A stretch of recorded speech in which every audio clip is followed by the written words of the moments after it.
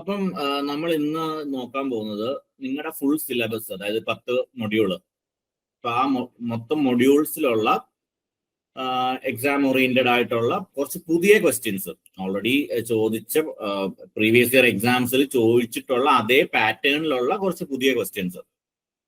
അത് ഞാൻ റാൻഡമായിട്ടും ചില മൊഡ്യൂൾസിലൊക്കെ ഒരുമിച്ചു അങ്ങനെയൊക്കെയാണ് ഇട്ടിരിക്കുന്നത്. അപ്പൊ നിങ്ങൾക്ക് എത്രമാത്രം പഠിച്ചു, എന്തൊക്കെ അറിയാമെന്നൊക്കെ നിങ്ങൾക്ക് ഒന്ന് ടെസ്റ്റ് ചെയ്യാനുള്ള ഒരു ചാൻസും കൂടെയാണിത്. ഒന്നാമത്തെ ക്വസ്റ്റ്യൻ സിമ്പിൾ ക്വസ്റ്റ്യൻ ആണ്, ഫ്ലോ ഓഫ് ഇലക്ട്രോൺസ്.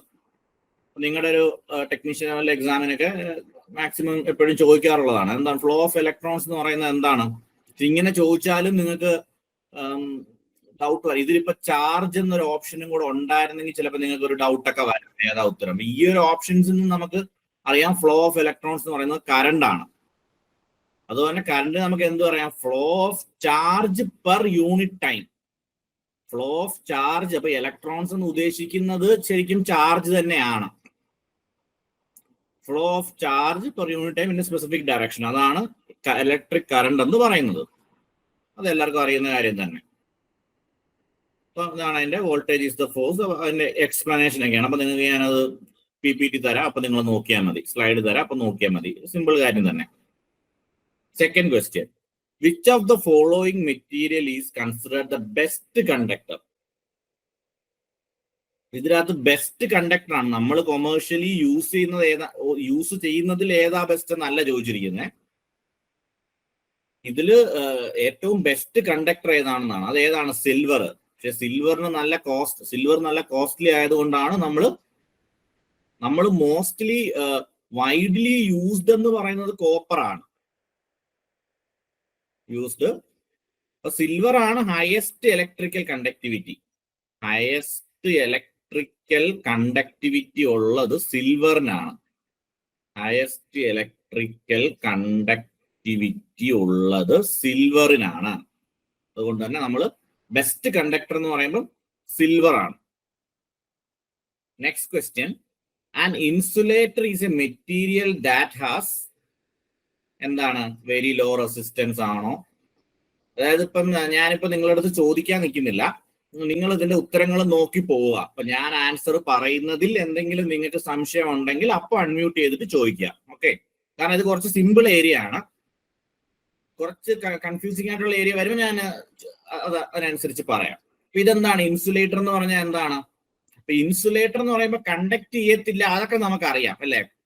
അതായത് കണ്ടക്ടേഴ്സും ഇൻസുലേറ്റേഴ്സും ഒക്കെ ഉണ്ട്. ഇവിടെ പക്ഷേ ഓപ്ഷനിൽ ബാൻഡ് ഗ്യാപ്പിന്റെ പേരിലും വാലൻസ് ഇലക്ട്രോൺസിന്റെ പേരിലൊക്കെ ഓപ്ഷൻസ് കുറച്ച് കൺഫ്യൂസിങ് ആണ്, ചിലർക്കെങ്കിലും തെറ്റാം. അപ്പം ഇൻസുലേറ്റർ എന്ന് പറയുമ്പോൾ ഫ്രീ ഇലക്ട്രോൺസ് ഇല്ല, കാരണം അത് കണ്ടക്ട് ചെയ്യുന്ന സാധനമല്ല. വെരി ലോ റെസിസ്റ്റൻസ് ആവാനുള്ള സാധ്യതയും ഇല്ല, കാരണം ഇൻസുലേറ്റർ കണ്ടക്ട് ചെയ്യത്തില്ലെന്നാണ്.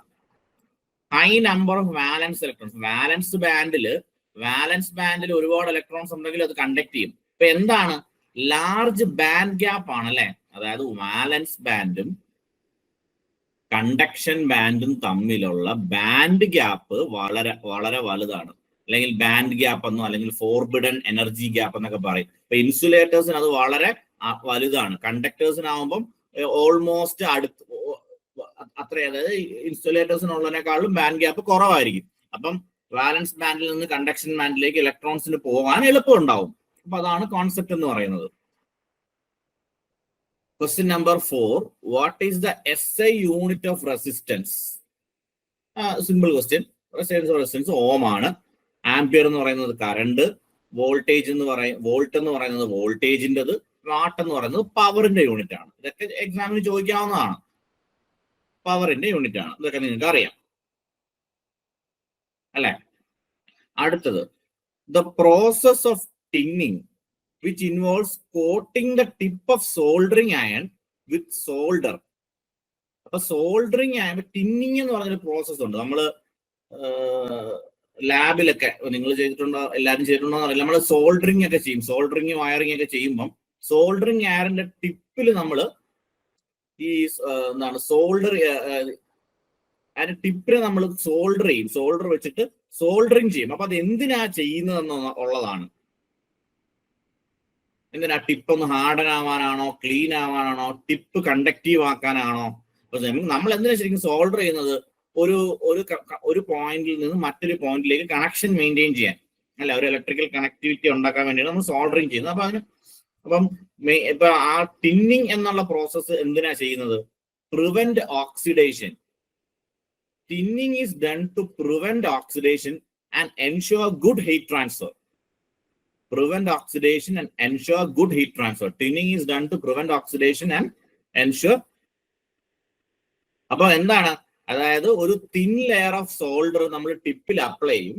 അപ്പൊ ഇത് ചെയ്യുന്നത് വെച്ചാൽ ഓക്സിഡൈസിങ്, അതായത് ഈ ഓക്സിഡൈസ് ചെയ്ത് കഴിഞ്ഞാൽ എന്താണ്, തുരുമ്പൊക്കെ ഉണ്ടാവാതിരിക്കാൻ വേണ്ടിയിട്ട്. അപ്പം ഓക്സിഡൈസ് സംഭവിച്ചാൽ എന്ത് സംഭവിക്കും? ഓക്സിഡേഷൻ സംഭവിച്ചു കഴിഞ്ഞാൽ ആ ലെയർ നോൺ കണ്ടക്റ്റീവ് ആവും. അപ്പൊ നോൺ കണ്ടക്റ്റീവ് ആയിട്ട് കാര്യമില്ലല്ലോ. അപ്പം അതിനുവേണ്ടിയാണ് നമ്മൾ ഓക്സിഡേഷൻ പ്രിവെന്റ് ചെയ്യാൻ വേണ്ടിയാണ് നമ്മൾ ടിന്നിങ് പ്രോസസ്സ് ചെയ്യുന്നത്. എക്സാമിനൊക്കെ ചോദിക്കാവുന്ന ഒരു ഏരിയ ആണ്. ഇത് അറിയാമെങ്കിൽ പെട്ടെന്ന് ആൻസർ ചെയ്ത് പോവാം. What is the primary characteristic of A semi conductor material? Zero resistance ആണോ? കണ്ടക്ടിവിറ്റി ഇൻ ബിറ്റ്വീൻ ആണോ? പ്യുവർ ഹീറ്റ് കണ്ടക്ടർ ആണോ? Power transmission? അപ്പൊ എന്താ ഇതിന്? It has conductivity between that of a conductor and an insulator. അപ്പൊ semi കണ്ടക്ടേഴ്സിന് example എന്താണ്? Example ആയിട്ട് നമുക്ക് വേണമെങ്കിൽ കോപ്പർ ഒരു സെമി കണ്ടക്ടർ ആണ്. ഇൻസുലേറ്ററിന് എക്സാമ്പിൾ എന്താണ്? ഇൻസുലേറ്ററിന് എക്സാമ്പിൾ ആയിട്ട് കോപ്പർ സെമി കണ്ടക്ടർ അല്ല. ഉദാഹരണത്തിന് കോപ്പർ എന്ന് പറയുന്നത് കണ്ടക്ടർ ആണ്. ഇൻസുലേറ്റർ എന്ന് പറയുന്നത് ഇപ്പൊ ഗ്ലാസ് പറയാം. ഇതിന്റെ രണ്ടിന്റെയും ഇടയ്ക്കുള്ള മെറ്റീരിയൽ, ഇപ്പൊ ആന്റിമണി, ബിസ്മത്ത്. സെമി കണ്ടക്ടർ എന്ന് പറയുമ്പോൾ പിന്നെ നമ്മൾ അതിന് വേറൊരു ക്ലാസിഫിക്കേഷൻ ആണ്, ഇൻട്രിൻസിക്കും എക്സ്ട്രിൻസിക് സെമി കണ്ടക്ടറും അങ്ങനെയൊക്കെ ഉള്ള കാര്യങ്ങൾ. അപ്പം സെമി കണ്ടക്ടർ എന്ന് പറയുമ്പോൾ അത് ഇൻ ബിറ്റ്വീൻ ദാറ്റ് ഓഫ് കണ്ടക്ടറും ഇൻസുലേറ്ററും ആണ്. Question number 7. ഇപ്പം ഈ PVC-യും പോളിയെത്തിലീൻ XLPE ഒക്കെ വെച്ചിട്ട്, ക്രോസ് ലിങ്ക്ഡ് പോളിയെത്തിലീനൊക്കെ വെച്ചിട്ട് ഒരു ക്വസ്റ്റ്യൻ ഉണ്ടായിരുന്നു നിങ്ങളുടെ. Which type of cable is specifically designed for high voltage application and has a special outer sheath for mechanical protection? PVC ആണോ? VIR കേബിൾ ആണോ? അപ്പം PVC-യും VIR കേബിളൊക്കെ ലോ പവർ ആപ്ലിക്കേഷൻ ആണ്, ലോ വോൾട്ടേജ് ആപ്ലിക്കേഷൻ ആണ് PVC ഒക്കെ. Cross link polyethylene ആണ്. അതായത് XLPE എന്ന് പറയുന്നത് cross linked polyethylene. Cross linked polyethylene. അപ്പൊ ഇതാണ് ഈ ക്രോസ് ലിങ്ക്ഡ് പോളിയെത്തിലീൻ ആണ് നമ്മൾ എവിടെ ഹൈ വോൾട്ടേജിൽ യൂസ് ചെയ്യുന്നത്. Question number 8. The purpose of flux in soldering. അപ്പൊ നമ്മൾ ആദ്യം ടിന്നിങ് എഫക്ട് എന്താണെന്ന് കണ്ടു. ഇനി ഒരു ഫ്ലക്സ് ക്രിയേറ്റ് ചെയ്യണമെന്ന് നമ്മൾ പറയും സോൾഡറിംഗിൽ. അത് എന്തിനാണെന്നുള്ളത്, സോൾഡറിന്റെ മെൽറ്റിംഗ് പോയിന്റ് കൂട്ടാനാണോ? സർഫസ് ക്ലീൻ ആവാനാണോ? ഓക്സൈഡ്സ് ഒക്കെ റിമൂവ് ചെയ്ത് സോൾഡർ പെട്ടെന്ന് ഫാസ്റ്റ് ആയിട്ട് പിടിക്കാനാണോ? ഹാർഡൻഡ് സോൾഡർ ജോയിന്റിനാണോ? ഏതാ ഉത്തരം? Option B. Clean the surfaces to be joined by removing the oxides. അപ്പൊ ഫ്ലക്സ് എന്ന് പറഞ്ഞാൽ എന്താണ്? ഫ്ലക്സ് എന്ന് പറഞ്ഞാൽ ഒരു കെമിക്കൽ ഏജന്റ് ആണ് യൂസ്ഡ് ഇൻ സോൾഡറിങ്.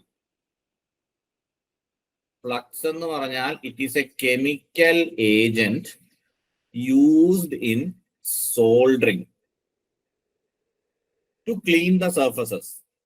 അപ്പം ഓക്സൈഡ്സിനെയും അതർ ഇംപ്യൂരിറ്റീസിനെയും ഒക്കെ അത് റിമൂവ് ചെയ്യും.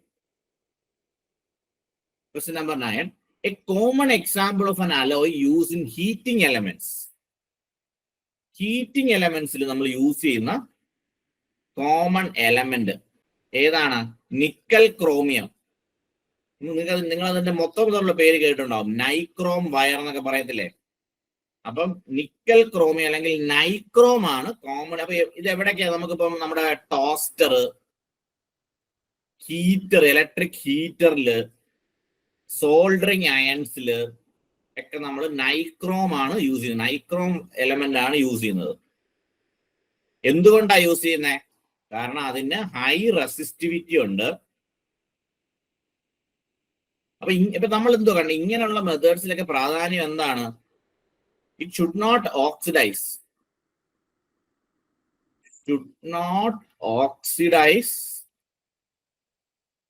when heated.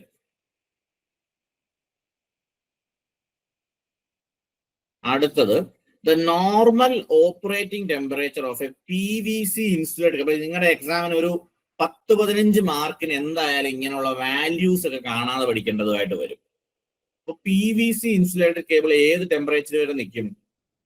60 ഡിഗ്രി സെൽഷ്യസ് വരെയാണ് PVC, അല്ലെങ്കിൽ എന്റെ ഫുൾ ഫോമും ചോദിക്കാം, പോളി വിനൈൽ ക്ലോറൈഡ്. അപ്പം ഇതിന്റെ 60 ഡിഗ്രി മുകളിൽ പോയി കഴിഞ്ഞാൽ അതിന്റെ ഇൻസുലേഷൻ ഒക്കെ ഡാമേജ് ആവാനുള്ള ചാൻസ് ഉണ്ട്. ഇത്രയുമാണ് നിങ്ങളുടെ മൊഡ്യൂൾ 1-ൽ നിന്ന് ഞാൻ ആഡ് ചെയ്തിരിക്കുന്ന ക്വസ്റ്റ്യൻസ്. ആൻസർ ചെയ്യാൻ പറ്റുന്നുണ്ടോ? ഞാൻ ഇങ്ങനെ പറഞ്ഞു തരുന്നത് കൊണ്ട് നിങ്ങൾക്ക് യൂസ്ഫുൾ ആണോ? ഓക്കെ ആണോ? ഫോളോ ചെയ്യുന്ന ഓക്കെ അല്ല? ആണല്ലോ, ഓക്കെ. ഇനി ഇതിന്റെ കുറച്ച് പ്രോബ്ലംസ്, എല്ലാ മൊഡ്യൂൾസിലെയും കൂടെ പ്രോബ്ലംസ് ഞാൻ ലാസ്റ്റ് ആണ് ആഡ് ചെയ്തിരിക്കുന്നത്. കുറച്ച് പ്രോബ്ലംസ് ലാസ്റ്റ്, ന്യൂമറിക്കൽസ്. ഓക്കെ, അടുത്ത question. According to the Ohm's law, if the resistance of a circuit is constant. Okay, അപ്പൊ റെസിസ്റ്റൻസ് കോൺസ്റ്റന്റ് ആണ്. And the voltage is double. നിങ്ങൾ തന്നെ ആൻസർ ചെയ്തോ. ഇനിയിപ്പോ ആൻസർ പറഞ്ഞ് സമയം കളയണ്ട, നിങ്ങൾ ആൻസർ ചെയ്തോ. നമുക്ക് എന്നിട്ട് നോക്കാം. സംശയം ഉണ്ടെങ്കിൽ ചോദിച്ചാൽ മതി. പിന്നെന്താ പറഞ്ഞിരിക്കുന്നത്? And the voltage P2 become 2V1. R2 എന്ന് പറയുന്ന R1 തന്നെ, റെസിസ്റ്റൻസ് ഇസ് കോൺസ്റ്റന്റ്. അങ്ങനെയാണെങ്കിൽ കറണ്ട് എന്തുവാന്നാ ചോദിച്ചിരിക്കുന്നത്. അപ്പം ഓംസ് ലോ എന്താണ്? V is equal to IR. അപ്പൊ ഞാൻ പ്രത്യേകിച്ച് അതൊന്നും ഇനി പറഞ്ഞു തരേണ്ട കാര്യമില്ല. അപ്പൊ വോൾട്ടേജ് പ്രൊപ്പോർഷണൽ ടു കറണ്ടാ, റെസിസ്റ്റൻസ് കോൺസ്റ്റന്റ്, അതാണല്ലോ അതിന്റെ കോൺസെപ്റ്റ്. അപ്പം വോൾട്ടേജ് കൂടുവാണെങ്കിൽ കറണ്ട് ഡബിൾ ആവും. Simple question, direct question. V is proportional to, അപ്പൊ വോൾട്ടേജ് ഡബിൾ ആവുമ്പോൾ കറണ്ട് ഡബിൾ ആവും. പ്രത്യേകിച്ച് ആലോചിക്കാനൊന്നുമില്ല. Formula for power P equal to I²R, അല്ലെങ്കിൽ വേറൊരു ഇക്വേഷൻ എന്താ ഉള്ളത്? V²/R. ഇങ്ങനെ രണ്ട് ഇക്വേഷൻ, I²R ഉണ്ട്, V²/R. സിമ്പിൾ ക്വസ്റ്റ്യൻ, അധികം സമയം മെനക്കെടുത്തുന്ന കാര്യമില്ല.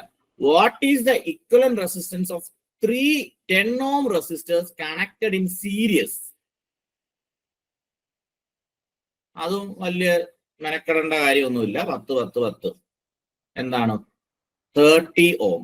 ഇതേ സമയം 3 10 ohm resistance connected in parallel ആണെങ്കിലോ? 10 പാരലൽ 10 പാരലൽ 10. അപ്പൊ അത് എത്ര വരും? 1/R is equal to, അങ്ങനെ അത് നിങ്ങൾ ഷോർട്ട് കട്ട് ആയിട്ട് അങ്ങനെ അങ്ങ് സോൾവ് ചെയ്യുക. 1/10 + 1/10 + 10/10. അപ്പൊ 3/10, അപ്പൊ 10/3, അപ്പൊ 3.33. ഇത് പാരലൽ ആണെങ്കിലാ അല്ലെ? ഇതെന്ന് പറയുന്നത് സീരീസിൽ 30 ohm. അതും simple question. Kirchhoff first law, Kirchhoff voltage law ഉണ്ട്, കിർച്ചോഫ് കറന്റ് ലോ ഉണ്ട് അല്ലെ? അപ്പൊ Kirchhoff current law states that the algebraic sum of current meeting at a junction or node is equal to എന്താ? 0 ആണ് Kirchhoff current law പറയുന്നത് അല്ലെ? അതായത് ഇപ്പൊ ഇങ്ങനെ ഒരു നോഡിലേക്ക് കറണ്ട്, അതായത് ശരിക്കും എന്താ? കറണ്ട് ഇൻകമിങ്, വേറൊരു രീതിയിലും പറയാം, current incoming is equal to current outgoing. അതുകൊണ്ടാണല്ലോ ഈ ഒരു നോഡിലെ കറണ്ടിന്റെ എല്ലാം കൂടെ സം എടുത്തു കഴിഞ്ഞാൽ 0 ആവുന്നത്. കാരണം +2 ഇവിടെ വരുമ്പോൾ -2 ആംപിയർ, അപ്പൊ എല്ലാം കൂടെ 0 ആവും. The sum of current entering a junction is equal to the sum of the current leaving that junction. അത്രേ ഉള്ളൂ. Next question. The resistance of a conductor is inversely proportional to. അപ്പം റെസിസ്റ്റൻസിന്റെ area equation R is equal to ρL/A. അപ്പൊ raw എന്താണ്? Resistivity. Raw എന്ന് പറയുന്നത് resistivity ആണ്. അപ്പൊ ഇറ്റ് ഈസ് എന്താണ്? Inversely proportional. Inversely proportional to cross sectional area ആണ്. L എന്ന് പറയുന്നത് അതിന്റെ ലെങ്ത് ആണ്. അപ്പൊ ആറിന്റെ യൂണിറ്റ് എന്താണ്? ഓം ആണ്. അപ്പൊ ഇത് വെച്ചിട്ട് നമുക്ക് റെസിസ്റ്റിവിറ്റിയുടെ ഒരു യൂണിറ്റ് ചോദിക്കാൻ പറഞ്ഞാൽ നമുക്ക് പറഞ്ഞൂടെ? അപ്പൊ റെസിസ്റ്റിവിറ്റി എന്താ പറയും? R × A/L. അപ്പം ohm into metre square by metre, അല്ലെങ്കിൽ റെസിസ്റ്റിവിറ്റി എന്താണ്? Ohm metre. റെസിസ്റ്റിവിറ്റിയുടെ യൂണിറ്റ് എന്താണ്? ഓം മീറ്റർ ഒരു യൂണിറ്റ് ആണ്. ഓക്കെ, വേറെ പല യൂണിറ്റ്സും ഉണ്ട്. Question number 6. What is the voltage of a circuit with a total resistance of 50 ohm and a current of 2 ampere? അപ്പൊ ഇതും സിമ്പിൾ ക്വസ്റ്റ്യൻ ആണ്. I is equal to 2 ampere, resistance 50 ohm. അപ്പൊ what is the voltage? അതൊന്നുമില്ല, V is equal to IR, അങ്ങനെ കണ്ടുപിടിച്ചാൽ മതി. 100 volt. അതിലൊന്നും അധികം സമയം കളയണ്ട. Okay, A primary cell can be distinguished from A secondary cell, അല്ലെ? നമ്മള് പ്രൈമറി നമ്മൾ സെൽസ് പഠിക്കുമ്പോൾ പ്രൈമറി സെല്ലും സെക്കൻഡറി സെല്ലും ചോദിക്കും, അല്ലെ? പ്രൈമറി സെൽ എന്താണ്? നമുക്ക് റീചാർജ് ചെയ്ത് ഉപയോഗിക്കാൻ പറ്റത്തില്ല, നോൺ റീചാർജബിൾ ആ, അല്ലെ? നമ്മൾ ക്ലോക്കിലൊക്കെ ഇടുന്ന ബാറ്ററി ഒക്കെ, അത് ശരിക്കും അതൊരു സെല്ലാണ്. അതിന് നമ്മൾ ബാറ്ററി എന്ന് പറയുന്നെങ്കിലും ഒന്നിൽ കൂടുതൽ സെല്ല് കൂടുമ്പോഴാണ് ബാറ്ററി ആവുന്നത്. അപ്പം സിംഗിൾ യൂസ് ആണ്. അപ്പൊ ഏറ്റവും ബെസ്റ്റ് നമുക്ക് എക്സാമിനേഷൻ പോയിന്റ് ഓഫ് വ്യൂ ചോദിക്കുന്നവര് പറയാവുന്നതാണ് ഡ്രൈ സെൽസ്. ഡ്രൈ സെൽസ് എല്ലാം പ്രൈമറി സെൽസ് ആണ്. സെക്കൻഡറി സെൽ എന്താണ്? റീചാർജബിൾ ആ. സെക്കൻഡറി സെൽസ് എന്ന് പറയുന്നത് റീചാർജബിൾ ആ. അപ്പൊ നമുക്ക് നമ്മുടെ ലെഡ് ആസിഡ് ബാറ്ററി, ഇപ്പൊ നമ്മുടെ മൊബൈൽ റീചാർജറിലും ഒക്കെ നമ്മൾ യൂസ് ചെയ്യുന്നതൊക്കെ ലെഡ് ആസിഡ് ബാറ്ററി അല്ലെങ്കിൽ ലിഥിയം അയോൺ ബാറ്ററി, നമ്മൾ വീട്ടിലൊക്കെ ഇൻവെർട്ടറിലൊക്കെ യൂസ് ചെയ്യുന്നതൊക്കെ ഇങ്ങനെയുള്ള റീചാർജബിൾ ബാറ്ററിയാ. അപ്പം പ്രൈമറി സെൽ, അപ്പൊ ഉത്തരം എന്തുവാ? Primary cell cannot be recharge. അതാണ് അതിന്റെ ആൻസർ ആയിട്ട് വരുന്നത്.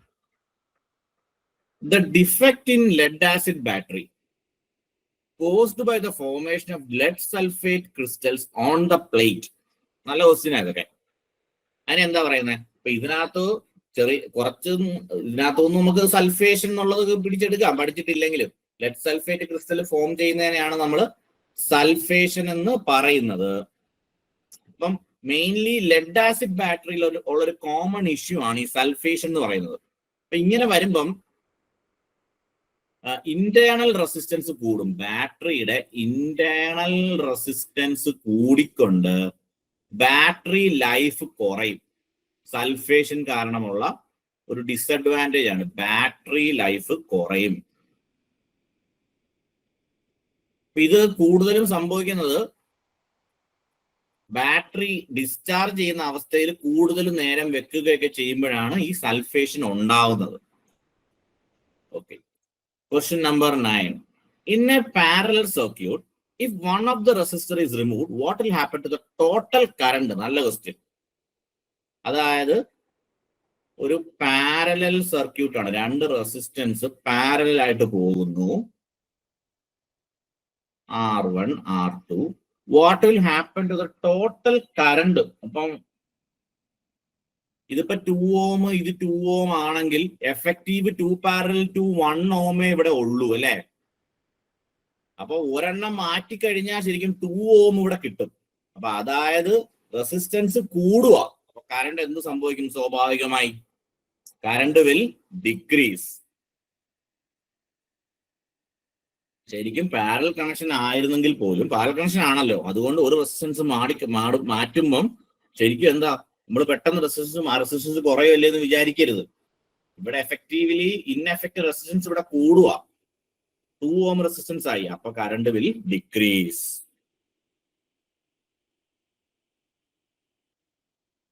The temperature coefficient of resistance for an insulator. നമ്മൾ ആദ്യമേ പഠിക്കും ഇൻസുലേറ്ററിനും അതുപോലെ തന്നെ സെമി കണ്ടക്ടേഴ്സിനൊക്കെ, ഇൻസുലേറ്റേഴ്സിനും അതുപോലെ തന്നെ സെമി കണ്ടക്ടേഴ്സിനും ഒക്കെ negative temperature coefficient. Negative temperature coefficient. This means that as their temperature increases, their resistance decreases. അതായത് ടെമ്പറേച്ചർ ഇൻക്രീസ് ചെയ്യുമ്പം റെസിസ്റ്റൻസ് ഡിക്രീസ് ചെയ്യുന്നു. അതിന്റെ അതായത് നെഗറ്റീവ് എന്ന് പറഞ്ഞാൽ ടെമ്പറേച്ചറിനനുസരിച്ച് രണ്ട് തമ്മിൽ ഇൻവേഴ്സ് റിലേഷൻ ആയിരിക്കും. ഓക്കെ, അടുത്തത് മാഗ്നറ്റിസം എന്നുള്ള മൊഡ്യൂളിൽ നിന്നുള്ള ക്വസ്റ്റ്യൻസ് ആണ്. ഓക്കെ ആണോ? ഇതുവരെയുള്ള കാര്യങ്ങൾ ഓക്കെ ആണോ?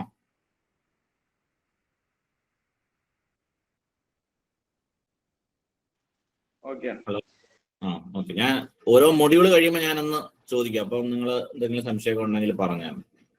Magnetism, the ability of a magnetic material to retain magnetism after the magnetizing force has been removed.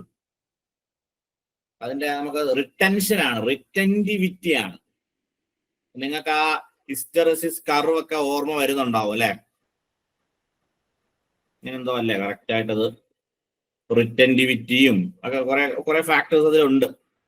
It's a measure of a magnetic material to retain a certain amount of residual magnetism.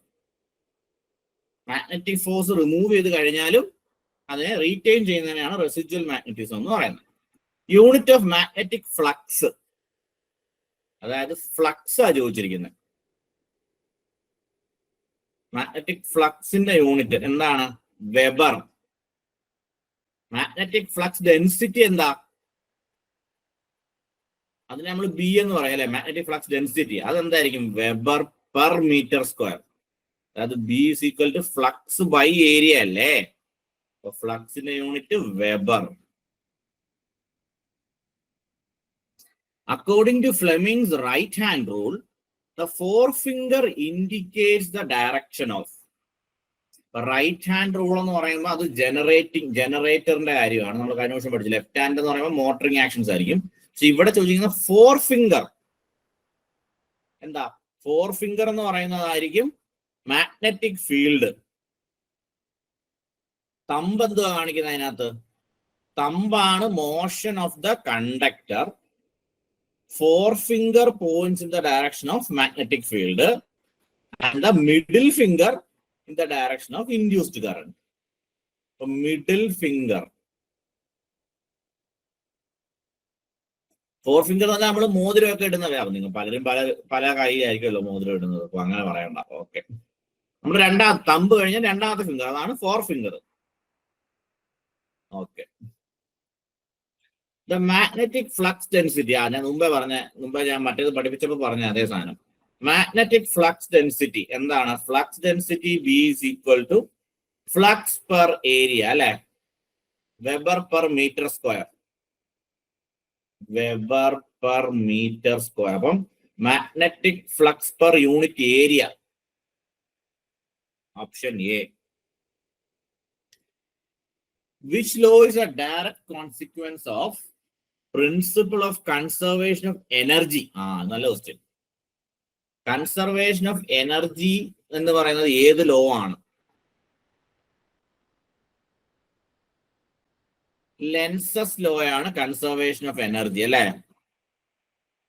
ഇപ്പൊ Lenz's law എന്താ പറയുന്നത്? അപ്പൊ electromagnetic induction എന്താണ്? E is equal to L into di/dt അല്ലെ? അല്ല, E is equal to N into di/dt അല്ലെ?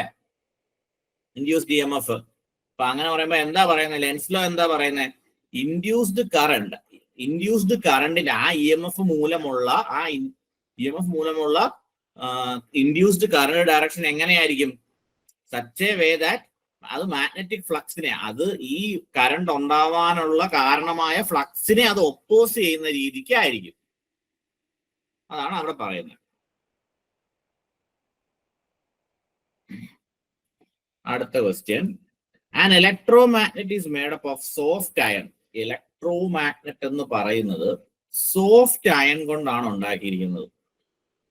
എന്താണ് അതിന്റെ പ്രത്യേകത? ലോ റിറ്റൻറ്റിവിറ്റിയും ഹൈ പെർമിയബിലിറ്റിയും ആയിരിക്കും. അതായത് എന്താ അതിന്റെ അർത്ഥം എന്താണ്? Easily magnetised and demagnetise. Easily magnetize and demagnetise ചെയ്യാൻ പറ്റും. അപ്പൊ ഹൈ പെർമിയബിലിറ്റി ആണ്. ഹൈ പെർമിയബിലിറ്റി എന്ന് പറയുന്നത് പെർമിയബിലിറ്റി പെർമിറ്റ് ചെയ്യുക. അപ്പൊ മാഗ്നറ്റിക് ഫ്ലക്സിനെ അത് പെർമിറ്റ് ചെയ്യുക. അപ്പൊ ഇതൊക്കെയാണ് അതിന്റെ റീസൺ. സോഫ്റ്റ് എന്ന് പറയുമ്പോൾ ലോ റിറ്റൻറ്റിവിറ്റിയും ഹൈ പെർമിയബിലിറ്റിയും. the direction of magnetic field lines around a straight current carrying conductor can be determined by ഏതാ ഫ്ലെമിങ്സിന്റെ രണ്ട് റൂളുകൾ എന്ന് പറയുന്നത് ഒരാള് മോട്ടറിലും ഒരാൾ ജനറേറ്ററിലും അല്ലെ. അപ്പം ഇവിടെ എന്തോ ചോദിച്ചിരിക്കുന്നത്, ഒരു കറന്റ് ക്യാരിയിങ് കണ്ടക്ടറിലുള്ള മാഗ്നറ്റിക് ഫീൽഡിന്റെ ഡയറക്ഷൻ അതെന്താ, റൈറ്റ് ഹാൻഡ് തമ്പ് റൂൾ ആണ് അല്ലെ. Electric current. The unit of magnetomotive force is MMF-ന്റെ യൂണിറ്റ്. MMF എന്താണ്, പ്രൊപ്പോർഷണൽ ടു കറണ്ട് ആണ് അല്ലെ. MMF എന്ന് പറയുന്നത് is equal to ampere turns. എത്ര, N into I, അതായത് ടേൺസ് ഇൻറ്റു ആംബിയർ. ആംബിയർ ടേൺസിനെ. അപ്പം MMF-ന്റെ അനലോഗസ് ആയിട്ടുള്ള ആളെന്താ, EMF. ഇലക്ട്രിക് സർക്യൂട്ട്സിൽ അത് EMF ആണ്. 9ാമത്തെ ചോദ്യം, the property of a magnetic material that allows it to be magnetized. എന്താ പറഞ്ഞേ, നമ്മുടെ ഇലക്ട്രിക് സർക്യൂട്ടിലാണെങ്കിൽ അവിടെ കണ്ടക്ടൻസ് ആണ്, കണ്ടക്ട് ചെയ്യുന്നു. ഇവിടെ ഇലക്ട്രിക് ഫ്ലക്സിനെ പോകാൻ അനുവദിക്കുന്ന പ്രോപ്പർട്ടി എന്താണ്, പെർമിയൻസ് ആണ്. പെർമിയബിലിറ്റി എങ്ങനെയാണ്, മ്യൂ. Permeability mu. അപ്പം മെറ്റീരിയൽ പെർമിയബിലിറ്റി എന്താണ്, measure of the ability of a material to support the formation of magnetic field. ഇപ്പം എക്സാമ്പിൾ ഏറ്റവും നല്ല ഹൈ പെർമിയബിലിറ്റി ഉള്ള ഒരു സാധനമാണ് iron. What is the effect on the magnetic field of a solenoid if the number of turns is doubled while keeping the current constant? നമുക്കറിയാം B is equal to μ0 into N into I.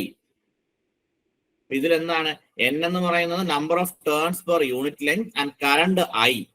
അപ്പൊ directly proportional ആണ്. അപ്പൊ ഇങ്ങനെ നോക്കിക്കഴിഞ്ഞാൽ നമുക്ക് എന്ത് പറയാം, number of turns double ആക്കുവാണെങ്കിൽ ഇതും ട്വൈസ് as സ്ട്രോങ് ആവും.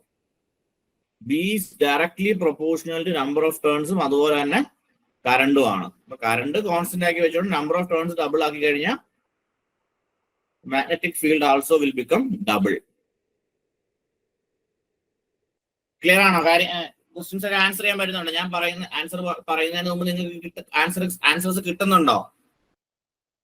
ഓക്കെ ആണോ? Hello, okay. ഇതിന്റെ ഉത്തരം എന്താ, RMS value of A sinusoidal AC waveform. എന്താണത്, അതിന്റെ ആവറേജ് വാല്യൂ ആണോ, റൂട്ട് മീൻ സ്ക്വയർ വാല്യൂ? എന്താണത്? RMS വാല്യൂ എന്താ, നമ്മൾ സൈനസോയ്ഡൽ വേവ് ഫോം വരച്ചു കഴിഞ്ഞാൽ അതിന്റെ RMS വാല്യൂ എന്താ, ആവറേജ് വാല്യൂ അല്ല, പീക്ക് വാല്യൂ അല്ല. ആവറേജ് വാല്യൂ എന്ന് പറയുമ്പോൾ സൈനസോയ്ഡൽ വേവ് ഫോമിന്റെ 0 ആണ്. ഓരോ ഇൻസ്റ്റന്റിലുള്ള വാല്യൂ അല്ല. RMS എന്ന് പറഞ്ഞാൽ ഇത് മൊത്തത്തില്. RMS എങ്ങനെ നമ്മൾ കണ്ടുപിടിക്കുന്നത്, root of area square by time period, അങ്ങനെയല്ല കണ്ടുപിടിക്കുന്നത്. അപ്പൊ എന്താണ് മൊത്തത്തിലുള്ള എഫക്റ്റീവ് വാല്യൂ, അതായത് ഇത് മൊത്തത്തിലൊരു AC സിഗ്നൽ അല്ലേ, ഇത് പോസിറ്റീവ് ഇത് നെഗറ്റീവും. അപ്പം ഇതിനെ സ്ക്വയർ ചെയ്യാന്ന് പറഞ്ഞാൽ എന്തുവാ, നെഗറ്റീവിനെ സ്ക്വയർ ചെയ്താലും പോസിറ്റീവ് കിട്ടും. പക്ഷെ ആവറേജ് നമ്മൾ ആവറേജിൽ സ്ക്വയറിംഗ് ഒന്നും ഇല്ല. അതുകൊണ്ടാണ് നമുക്ക് ആവറേജ് വാല്യൂ 0 ആവുന്നത്. പോസിറ്റീവ് മൈനസോടെ നെഗറ്റീവും കൂടെ 0 ആയി. പക്ഷെ RMS 0 അല്ല, കാരണം നമ്മൾ സ്ക്വയർ ചെയ്യുക. അപ്പൊ എന്താണ് ശരിക്കും, AC-യുടെ എഫക്റ്റീവ് വാല്യൂ ആണ് നമ്മളിവിടെ കണ്ടുപിടിക്കുന്നത്. Okay. The main purpose of earthing എന്തിനാണ് ചെയ്യുന്നതെന്ന്, വോൾട്ടേജിന്റെ പാത്ത് വോൾട്ടേജ് കുറയാനാണോ, പവർ ഫാക്ടർ, ഓപ്ഷൻസ് തന്നെ പെട്ടെന്ന് കത്താവുന്നതേ ഉള്ളൂ. Path for the flow of fault current, earthing അല്ലെങ്കിൽ ഗ്രൗണ്ടിങ് എന്നും പറയും. അപ്പൊ ശരിക്കും അത് എന്താണ്, ഒരു ലോ റെസിസ്റ്റൻസ് പാത്താണ് നമ്മൾ കൊടുക്കുന്നത്. It provides a low resistance path.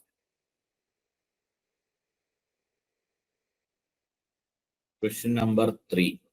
What is the frequency of the AC supply used in most parts of the world, including India? ഇന്ത്യയിൽ 50 ഹെർട്സ് ആ, പക്ഷെ 60 ഹെർട്സ് ഉള്ള രാജ്യങ്ങളും ഉണ്ട്. അമേരിക്കൻ യൂറോപ്യൻ കൺട്രീസിലൊക്കെ 50 ഹെർട്സ് ആണ്. നോർത്ത് അമേരിക്ക അവിടെയൊക്കെ 60 ഹെർട്സ്, കാരണം അവിടുത്തെ എക്യുപ്മെന്റ്സിന്റെ റേറ്റിംഗ് അതനുസരിച്ചായിപ്പോയി. അപ്പൊ ഇവിടെ 50 അവിടെ 60, അതിന് പ്രത്യേകിച്ച് റീസൺ ഒന്നുമില്ല. മെഷീന്റെ റേറ്റിംഗ് അനുസരിച്ചാണ്. കാരണം ഈ ഫ്രീക്വൻസിക്ക് അനുസരിച്ചാണ് സ്പീഡ് വരുന്നത് അല്ലെ. സ്പീഡ് എന്താ? സ്പീഡിന്റെ ഇക്വേഷൻ എന്താ? NS = 120 F/P. അപ്പം ഈ ഒരു ഫ്രീക്വൻസിക്ക് അനുസരിച്ചായിരിക്കും മെഷീൻസിന്റെ ഒക്കെ റേറ്റിംഗ്. അപ്പൊ അതിനനുസരിച്ച് നമ്മുടെ വീട്ടിലുള്ള ബാക്കിയുള്ള എക്യുപ്മെന്റ്സും കണക്ഷനും ഒക്കെ. അതുകൊണ്ടാണ് ഫ്രീക്വൻസി 50 അങ്ങ് ഫിക്സ് ചെയ്ത് വെച്ചിരിക്കുന്നത്. The purpose of MCB, miniature circuit ബ്രേക്കറിന്റെ പർപ്പസ് എന്താണ്? അപ്പൊ protects the circuit from overload ആണോ? എന്താണ്? Overload and short circuit. MCB protects the circuit from overload and short circuit. അടുത്തൊരു question. What is the maximum number of lighting points allowed in a single sub-circuit as per Indian standard? ഒരു simple sub സർക്യൂട്ടിൽ, അതായത് IE rules അനുസരിച്ച് ഒരൊറ്റ sub സർക്യൂട്ടിൽ എന്താണ് 10 points ആണ് അല്ലെ. അതായത് ഫാൻ ലോഡും ലൈറ്റ് ലോഡും എല്ലാം കൂടെ മോർ ദാൻ 10 പാടില്ല. പവർ സബ് സർക്യൂട്ട് ആണെങ്കിൽ ലിമിറ്റ് എന്ന് പറയുന്നത് 2 ആണ്. Okay, thank you.